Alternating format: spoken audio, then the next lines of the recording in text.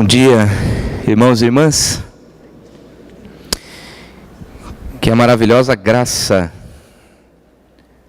esta Amazing Grace, esteja sobre todos nós. Que linda canção, obrigado. Deus abençoe a vida de vocês. Uma música que pode, junto com esta liturgia, com as canções que já estamos entoando, pode realmente nos fazer refletir na graça e no poder de Jesus sobre a nossa vida, sobre a vida da nossa família. Nesses domingos de maio, nós estamos falando sobre uma igreja chamada família. E nós temos a convicção de que Deus há de nos abençoar e trazer sobre nós ensinamentos para que a nossa família possa cada dia mais ser alcançada pelo poder de Deus, pela sua vontade. Nós cremos que Deus tem projetos para a família. Ainda hoje pela manhã eu estava lendo um e-mail que recebi de um pastor que trabalha no norte do país. E ele mandou-nos uma reflexão falando a respeito do projeto que o inimigo tem para tentar destruir a família sobre a face da terra. Essa organização mais antiga que existe, foi o próprio Deus quem a fundou. E nós sabemos que ano após ano, dia após dia, a família tem sido questionada, a família tem sido colocada em xeque. E tantas vezes percebemos a família sucumbindo diante do levante do inimigo. Mas nós, como povo de Deus, como família da fé, nós nos levantamos para realmente pedir a Deus que sustente com sua mão a família cristã. Para que nós continuemos sendo exemplo, para que nós continuemos dando testemunho do poder e da graça de Jesus, para que todos creiam que Jesus é o Senhor da família e que Deus tem projeto para todas as famílias sobre a face da terra. Nosso estudo nesta manhã, o tema é cuidados que a família deve ter. E eu peço que a igreja abra sua Bíblia em 2 Samuel, capítulo 13. Pode voltar uma tela, por favor, Eli? Isso. Se puder, eu controlo por aqui. 2 Samuel, capítulo 13, versos 1 a 22. 2 Samuel, capítulo 13, versos 1 a 22. É um texto um pouco longo, eu peço que os irmãos fiquem antenados, fiquem atentos. Eu vou fazer a leitura, você pode acompanhar em sua Bíblia. Ou se você preferir, pode ouvir atentamente, eu vou fazer uma leitura pausada, tranquila. Para que nós possamos entender, é necessário que leiamos todo o texto que fala a respeito do incesto de Amnon com relação à sua meia-irmã Tamar, ambos filhos de Davi. E o texto nos diz assim: tinha Absalão, filho de Davi, uma formosa irmã, cujo nome era Tamar. Amnon, filho de Davi, se enamorou dela. Angustiou-se Amnon por Tamar, sua irmã, a ponto de adoecer, pois, sendo ela virgem, parecia-lhe impossível fazer-lhe coisa alguma. Tinha, porém, Amnon um amigo, cujo nome era Jonadab, filho de Simeia, irmão de Davi. Jonadab era homem muito sagaz. E ele lhe disse: por que tanto emagreces de dia para dia, ó filho do rei? Não modirás? Então lhe disse Amnon: amo Tamar, irmã de Absalão, meu irmão. Disse-lhe Jonadab: deita-te na tua cama e finge-te doente. Quando teu pai vier visitar-te, dize-lhe: peço-te que minha irmã Tamar venha e me dê de comer pão, pois vendo-a eu preparar-me a comida, comerei de sua mão. Deitou-se, pois, Aminon e fingiu-se doente. Vindo o rei visitá-lo, Aminon lhe disse: peço-te que minha irmã Tamar venha e prepare 2 bolos à minha presença, para que eu coma de sua mão. Então Davi mandou dizer a Tamar em sua casa: vai à casa de Aminon, teu irmão, e faze-lhe comida. Foi Tamar à casa de Aminon, seu irmão, e ele estava deitado. Tomou ela massa e a amassou, fez bolos diante dele e os cozeu. Tomou a assadeira e virou os bolos diante dele. Porém ele recusou comer. Disse a Aminon: fazei retirar a todos da minha presença, e todos se retiraram.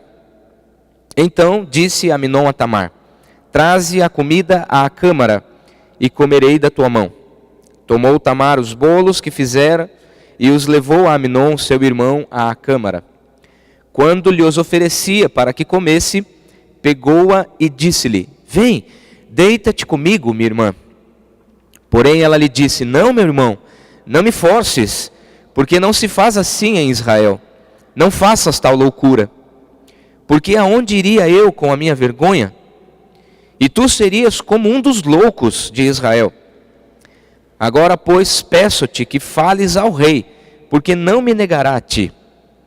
Porém ele não quis dar ouvidos ao que ela lhe dizia. Antes, sendo mais forte do que ela, forçou-a e se deitou com ela.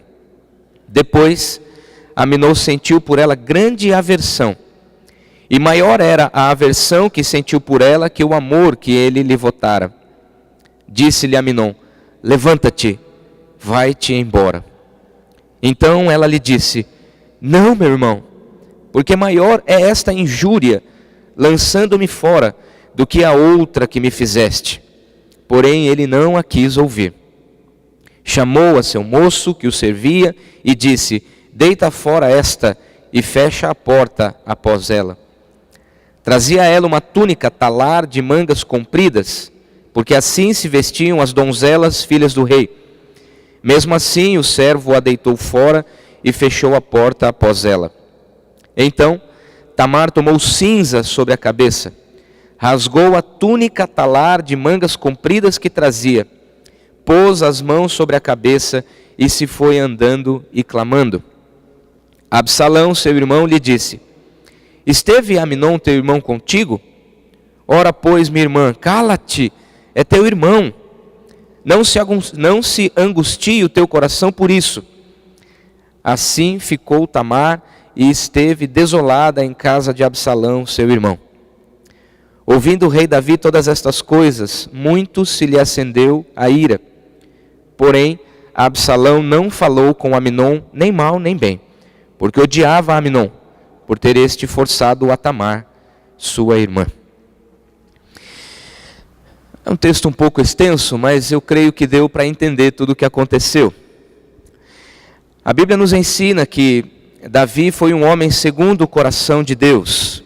E no livro de Atos, capítulo 13, versículo 22, nós vemos o apóstolo Paulo dando testemunho, dizendo que Davi era um homem segundo o coração de Deus. E mesmo sendo Davi um homem segundo o coração de Deus, nós percebemos que a família de Davi era uma família complexa, uma família cheia de problemas, uma família desestruturada. E conforme o texto que lemos, nós vimos que Aminon era filho de Davi com uma de suas mulheres, chamada Ainoã. E nós vemos esse texto em 2 Samuel capítulo 3, versículo 2. Aminon foi o filho primogênito de Davi. Os irmãos conhecem a história. Davi, por ser rei, tinha ele grande poder. E ele, quando gostava de alguma moça, quando ele se apaixonava, ele realmente trazia essa mulher para dentro de sua casa. E teve várias mulheres, teve vários filhos. Uma história muito conhecida é a história de Batseba, que era a esposa de Urias, oficial da guerra. Davi se apaixonou por Batseba mandou Urias para frente da batalha, Urias morreu e ele casou-se com Batseba, que já estava grávida de um filho. Depois esse filho veio a morrer, o profeta Natã confrontou Davi, uma história conhecida. Davi escreveu o Salmo 51 com arrependimento deste episódio, mas nós percebemos que a história revela que a família de Davi foi realmente uma família muito confusa. E Aminon foi filho mais velho, filho primogênito, conforme registrado no capítulo 3, verso 2 de 2 Samuel. E Absalão foi filho de um outro relacionamento, e a mulher agora chamada Maaca deu filhos a Davi, entre eles Absalão e Tamar. Portanto, nós percebemos que há uma história confusa, uma família confusa. E Aminon se apaixona por Tamar e cria um cenário para que ele pudesse seduzi-la. E depois que seduziu, se arrependeu, mandou ela embora. E nós realmente podemos perceber que nós precisamos ter alguns cuidados com relação à nossa família. Hoje à noite, nosso irmão missionário Isaías vai trazer uma reflexão falando de como cuidar da família. Mas nesta hora, nesta manhã, nós, ao analisar este episódio trágico do ponto de vista familiar, uma relação incestuosa, destruidora, algumas advertências, alguns cuidados que precisamos ter para que a família não venha a sofrer com o avanço do inimigo, com o ataque de Satanás. Nossas famílias estão às vezes vulneráveis e nós precisamos abrir os olhos, e a palavra, esse texto que nós lemos, pode sim nos orientar a encontrarmos saídas. E uma primeira advertência, um primeiro cuidado que nós precisamos ter é o cuidado com as paixões. Cuidado com as paixões. E logo no primeiro verso, nós percebemos que tinha Absalão, filho de Davi, uma formosa irmã cujo nome era Tamar. Aminon, filho de Davi, se enamorou dela. Aminon se apaixonou, se encantou. E era sim uma paixão enganosa, era uma paixão equivocada. Ele não podia se apaixonar por Aminon. No verso 2 ainda diz que Aminon angustiou-se por Tamar. Ele se apaixonou tanto por ela, ao mesmo tempo em que sabia que não podia se apaixonar por ela, justamente por ela ser uma irmã. E a Bíblia diz em Levítico, capítulo 18, verso 11, no livro das leis, e diz assim: não descobrirás a nudez da filha. Volta um pouquinho, Davi, ele por gentileza, no texto anterior. Levítico, capítulo 18, perfeito, verso 11. Não descobrirás a nudez da filha da mulher de teu pai, gerada de teu pai. Ela é tua irmã. E os filhos de Davi, por serem justamente de uma linhagem real, eles tinham todo acesso a essas leis. Aminon sabia que era errado possuir a sua irmã, mas ainda assim ele se encantou por ela. Os irmãos, por gentileza, olhem bem nos meus olhos. Quais são as paixões que arrebatam teu coração hoje? Pense um pouquinho. Quais são aqueles teus desejos mais profundos que realmente encantam, enchem os teus olhos?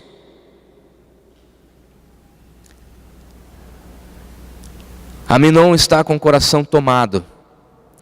Aminon está com o coração enganado. Aminon está apaixonado por algo que ele não podia possuir. Seu coração está angustiado. Hoje nós percebemos famílias inteiras apaixonadas por viagens, por dinheiro, apaixonadas por coisas desta vida. Homens que se encantam por outras mulheres, mulheres que se apaixonam por outros homens, trabalhadores que se apaixonam pela sua profissão e acabam deixando de lado a própria família.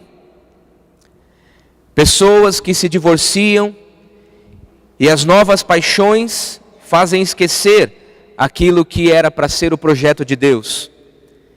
Eu creio sim que Deus pode proporcionar um recomeço, um renovo para a família. Mas infelizmente muitas pessoas se apaixonam pelo novo e abandonam, se esquecem daquilo que Deus realmente colocou no coração da família. Como os irmãos sabem, há algum tempo, no mês passado, eu tive a oportunidade de viajar para os Estados Unidos. E a maioria dos brasileiros que trabalham lá, muitos deles ilegais, trabalham em 2, 3 empregos, porque realmente conseguem ver o dinheiro entrando, se trabalha, se ganha. Mas para muitos há um preço muito caro que se paga. Eles percebem o dólar entrando, muitos deles vivem uma vida miserável na América para poder mandar dinheiro para o Brasil, mas não conseguem proporcionar nenhum tipo de bem-estar para a própria família. Não conseguem proporcionar nenhum tipo de afeto. Se apaixonam pelo dólar, se apaixonam por aquilo que o dólar pode fazer, mas não conseguem gastar tempo usufruindo da família, nutrindo o coração dos filhos, nutrindo o coração do cônjuge. Paixões que nos cegam, paixões que nos fazem perder o foco, paixões que nos fazem perder a linha. Quais são as paixões que tomam teu coração hoje? Quem sabe a bebida, quem sabe algum vício especial, quem sabe algum relacionamento que te encanta, quem sabe uma mulher que tem tomado a tua atenção, quem sabe um homem que tem chamado tua atenção. Cuidado com as paixões. As paixões podem destruir a tua família, a tua vida. E o apóstolo Paulo, atento, orientando o seu discípulo Timóteo, na segunda carta a Timóteo, capítulo 2, verso 22, Paulo diz a seu discípulo: foge, outro sim, das paixões da mocidade. Com algumas paixões nós não podemos enfrentar, nós temos que fugir. Algumas coisas que chamam a atenção, algumas paixões que realmente despertam nosso interesse, algumas delas nós não podemos enfrentar, porque a nossa natureza pecaminosa, a nossa natureza humana pode não conseguir enfrentar, bater de frente. Algumas nós temos que fugir. Fuja antes que seja tarde demais. Se Aminon tivesse fugido desta paixão, o pecado não teria sido consumido. Mas ele decidiu dar sequência, o coração estava tomado. E aqui nós podemos aprender um segundo cuidado. Cuidado com os conselhos. Capítulo 13, verso 3, no texto que nós lemos, a Bíblia nos diz que Aminon se aproximou de Jonadab. Eles eram familiar, eram primos, chegados. A Bíblia coloca aqui Jonadab como amigo de Aminon. E a Bíblia diz que Jonadab era um homem muito sagaz. Era um menino sagaz. Era um jovem astuto, malicioso. E ele se aproximou de Aminon e percebeu que Aminon estava afim de uma gatinha. Uau, Tamar! Quem sabe Jonadab disse para ele: rapaz, eu já tive vontade de pegar essa menina. Quem sabe o próprio Jonadab, muito sagaz, muito astuto, malicioso, fala: essa vale a pena o pecado. Por essa vale a pena enfiar o pé na jaca.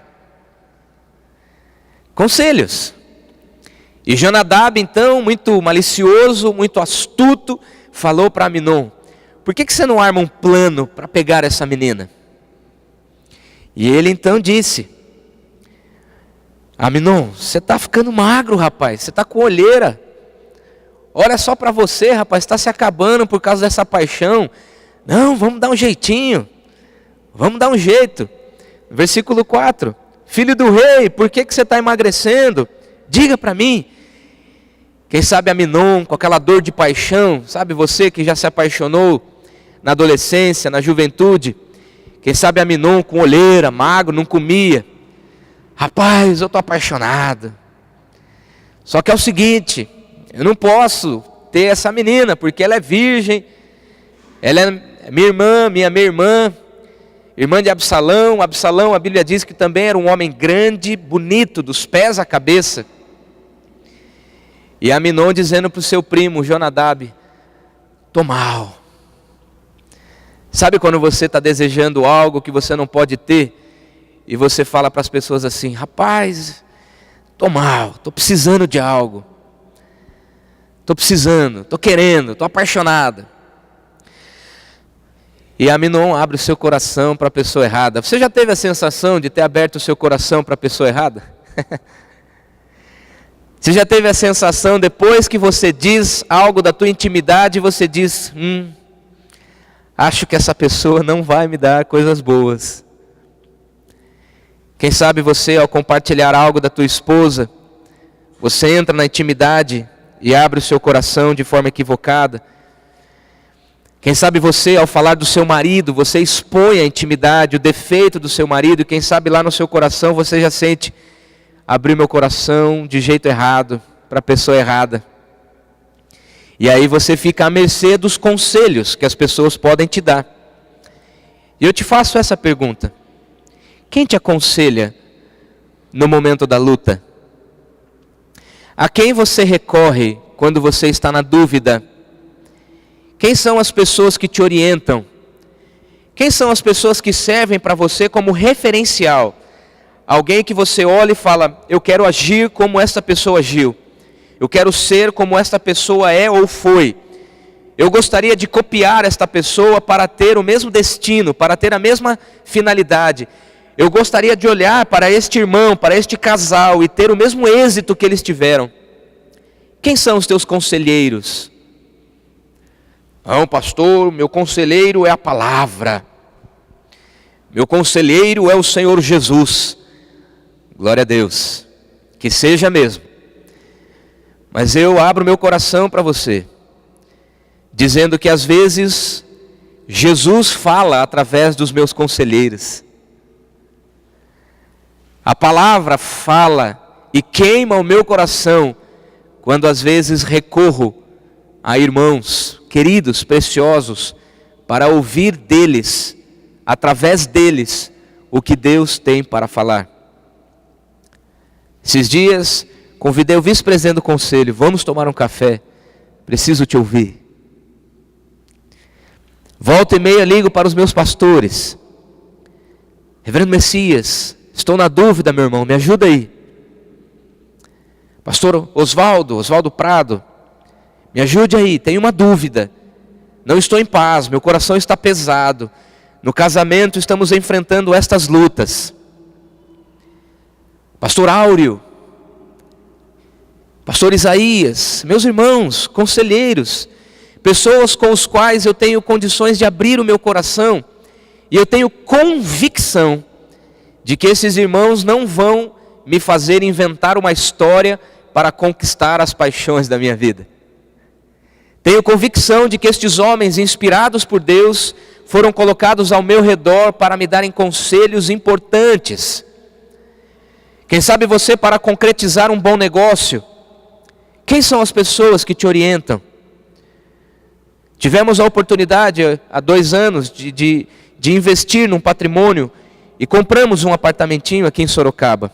Antes de comprar, antes de fechar o negócio, liguei para um irmão, membro da igreja, que trabalha no ramo imobiliário, presbítero Burani, e falei: irmão, o que o senhor acha? Vai em frente. Conselhos. E você sabe que existem algumas pessoas que vão te apoiar. Se você tiver desejo de fazer coisas erradas, você sabe que existem algumas pessoas que vão te apoiar se você compartilhar algo com essas pessoas. Estou a fim de fazer este negócio, o que você acha? Aí algumas pessoas que estão acostumadas a fazer maus negócios, a passar pessoas para trás, pessoas que são acostumadas à mentira, pessoas que têm uma vida promíscua, com casamentos tomados pelo adultério, pessoas que vão te dar orientações como esta de Jonadab. Vai em frente, ninguém vai ver. Para você não ser pego, faça isto, faça aquilo. E Jonadab, muito sagaz, falou e então disse: deita-te na tua cama, versículo 5, finge-te de doente Quando teu pai vier visitar-te, diga para ele: mande Tamar, ela que cozinha tão bem, ela é minha irmã, é uma donzela. Fala para ela vir cozer, fala para ela vir fazer um bolinho de cenoura, cobertura de chocolate, um bolinho de banana com pedaços de nozes, maçã com canela. Peça para ela vir fazer um bolo para mim. E ele então deu cabo do seu plano. Mas o salmista, no Salmo de número 1, versículo 1: bem-aventurado o homem que não anda no conselho dos ímpios, não se detém no caminho dos pecadores, não se assenta na roda dos escarnecedores. Antes, o seu prazer está na lei do Senhor, e na lei do Senhor medita de dia e de noite. Quem são os teus conselheiros? Cuidado com os conselhos. Em terceiro lugar, cuidado com as ações e reações. Toda ação provoca uma reação. Sinceramente, eu não tenho medo das minhas paixões, e as tenho. Eu tenho medo do que eu possa vir a fazer com elas. Eu não posso impedir que o meu coração, a minha mente seja tomada por um desejo ardente. Eu não posso impedir.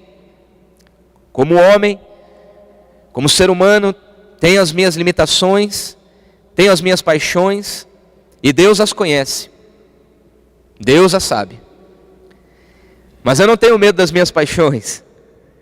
Eu tenho medo do que eu possa vir a fazer com elas. Aliás, existem alguns homens que hoje dão bons conselhos para tentar se redimir de suas más ações. Existem hoje pessoas que conseguem orientar bem, porque conhecem a amargura de atitudes do passado. Conhecem as reações, as consequências de determinadas escolhas.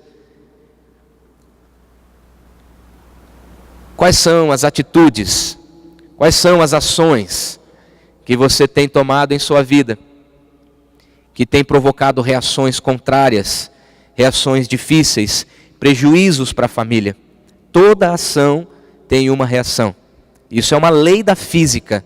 Toda ação provoca uma reação. As pessoas podem não verem. Sua esposa pode não ver. Seu esposo pode não ter conhecimento. Seu contador pode não pegar. Os teus funcionários, os teus colegas de trabalho podem não perceber. Mas toda ação provoca uma reação, cedo ou tarde. Pode não ser imediatamente, pode não envolver outras pessoas, mas no seu coração, no seu íntimo, toda ação provoca uma reação. E principalmente nós que somos cristãos, nós que somos orientados na palavra de Deus, quando agimos, o Espírito Santo revela se isso agrada o coração do Pai ou não. E quando pecamos, e na aula de catecúmenos, nós temos na igreja aqui vários irmãos que eu tive o privilégio de dar aulas, de discipular pessoalmente, quando falamos sobre a ação do Espírito, sobre a certeza da salvação, mas também a convicção de que somos pecadores.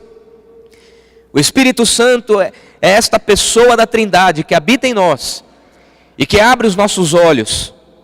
Antes pecávamos deliberadamente, antes de sermos alcançados pelo poder da salvação de Cristo, nós pecávamos com base nas leis, com base nos padrões sociais, morais. Às vezes fazíamos ou não fazíamos, mas o Espírito Santo age no coração para revelar: isto que você fez não agrada o Pai, isto que você fez não é aprovado pela palavra, não há concordância com as Escrituras. E o Espírito acende no coração uma chama que arde, e toda ação provoca uma reação.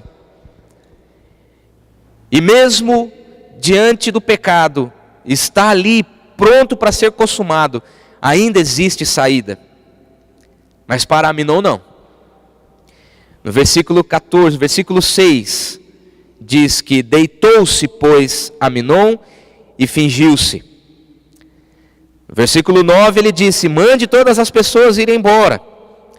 No versículo 11 ele diz para Tamar: vem deitar comigo. Ela não quis. E ela ainda assim disse: você é meu irmão. Olha a vergonha que nós vamos passar. Você vai me desonrar. Meu passado vai ser problemático. No futuro eu vou ter problemas. Nós vamos ter problemas na família. Mas a Bíblia diz que Amnon era mais forte que Tamar, óbvio. Ele forçou, estuprou a própria irmã. Você já imaginou o que isso pode ter causado no coração de um e de outro? Você já imaginou o que isso pode acontecer, o que isso pode gerar no coração da família? Pessoas são abusadas o tempo todo.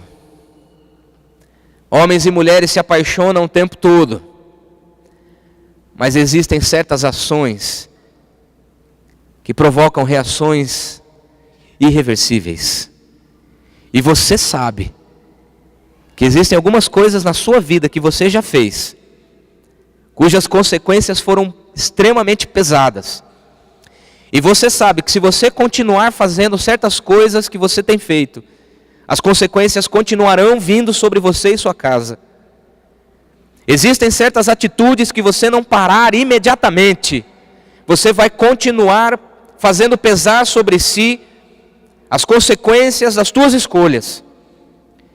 Quem sabe você não vê paz na sua família, porque você não está em paz consigo mesmo. Quem sabe você não tem paz no seu relacionamento conjugal, porque as tuas ações provocam reações. A maneira como que você trata a sua esposa, a maneira como que você trata o seu marido, a maneira com que você trata os seus filhos, suas noras, seus genros, seus netos, seus irmãos, seus pais. As ações provocam reações. E se você planta laranja, meu irmão, não queira colher batata. Se você planta limão, você vai colher limão. Porque as ações provocam reações. Não tem jeito. Que tipo de reação Amnon esperaria que acontecesse sobre a sua vida e sua família, sabendo que ele estava estuprando numa relação incestuosa a Tamar? Ele decidiu fazer. Versículo 14 diz que ele forçou, deitou. Que coisa terrível. Gênesis capítulo 4, verso 7. Quando Caim estava envolvido com o assassinato de seu próprio irmão, a Bíblia diz: seu desejo será contra ti, mas a ti cumpre dominá-lo. 1 Coríntios capítulo 10, verso 12. Aquele que pensa estar em pé, veja que não caia. Não caia do seu casamento. Não caia da sua paternidade. Não caia, mamãe, você, filho, não caia. Veja, esteja firme diante do Senhor. Deus dá condições. Deus nos ensina.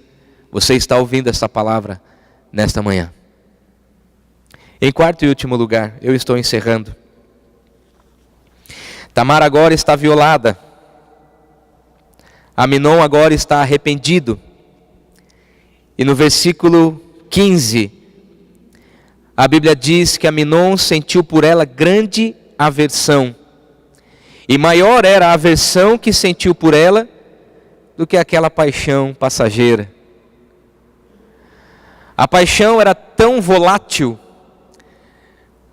tão frívola, tão equivocada, que na hora que ele consumou o fato, ele disse: agora não te quero mais. Eu não sei você, quem sabe você, na época da juventude aqui, eu estou vendo muitos jovens de cabeça branca aqui, muitas mulheres que já tiveram experiências do passado. Quem sabe você, mulher, perdeu a sua virgindade numa relação extremamente difícil. Quem sabe você traz consigo para o casamento dores da adolescência, da juventude.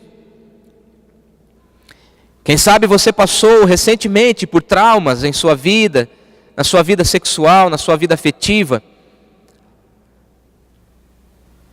Mas existem algumas paixões que quando conquistamos nós percebemos, puxa, todo o esforço foi em vão. Conquistei o que queria, mas não era isso que eu queria. Mas será que nós temos realmente que tomar, fazer valer, conquistar todas as paixões, para depois perceber que algumas não valem a pena? Para depois sentir a dor do arrependimento, do remorso? Aminon agora está arrependido, mas olhe bem para mim, preste bem atenção no que eu vou lhe dizer. O arrependimento pode gerar em nós um sentimento de frustração muito grande. Mas o arrependimento pode gerar em nós um sentimento de reconstrução, uma vontade ardente de fazer diferente. O arrependimento inspirado por Deus pode gerar em nós vergonha, peso, mas pode também dar-nos uma força extra, uma força divina, uma força celestial, para que nós possamos corrigir as coisas. Aminon não fez isso. A dor do arrependimento acendeu a sua ira. A dor do arrependimento fez ele agora desprezar aquela quem destruiu. O arrependimento de Aminon não fez com que ele reconstruísse essa relação. Ele poderia, junto com Tamar, dizer para o próprio pai: nós erramos.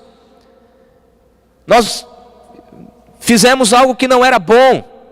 Ele poderia dizer: papai, tu és o rei, condena-me, eu feri a minha irmã, eu transei com a minha irmã, eu forcei, eu estuprei a minha própria irmã, pai, faça pesar sobre mim o peso desta ação. Mas não, ele consolidou a vergonha daquela mulher. Vai embora. E ela pegou a sua roupa de donzela, com as mãos na cabeça, rasgou as suas vestes. Quem sabe Tamar dizia: eu não sou mais virgem, eu não posso mais usar esta roupa de donzela. E foi andando pelo caminho, chorando, com o coração ardido, por causa do peso de um pecado consumado. Quais as dores que Tamar sentiu? Quais são as dores que você provoca em alguém? O que o arrependimento gera em você? O que foi pior para Tamar? Ter sido violentada? Ter sido violentada pelo próprio irmão?